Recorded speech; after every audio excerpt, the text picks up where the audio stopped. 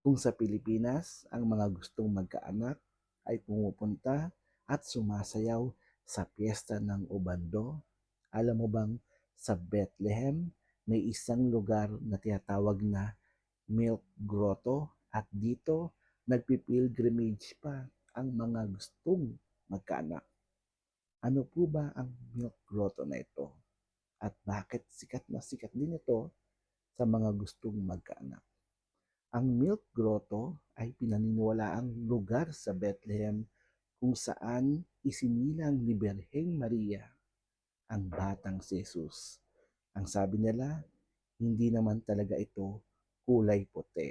Nung naging puti na ito, tinawag itong Milk Grotto. Pero alam mo ba kung bakit ito naging puti? Nung dumalaw ang isang anghel kay San Jose at ibinalita sa kanila na kailangan nilang lisanin ang lugar na ito at dagli-dagli dapat silang pumunta sa Ehipto, nagmamadali si Birheng Maria sa pagpapagatas sa batang si Jesus at dahil doon pumatak ang mga gatas sa sahig.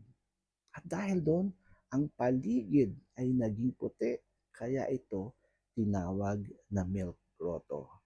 Ngayon, ang mga nagpipilgrimage sa Milk Grotto na mga gustong magkaanak, ang ginagawa nila, kumukuha sila ng kaunting buhangin sa Milk Grotto, inihahalo naman nila ito sa fountain malapit sa lugar na yon at ginagamit nila ang mga bagay na ito upang sila ay humingi ng dasal upang sila rin ay mabiyayaan ng anak.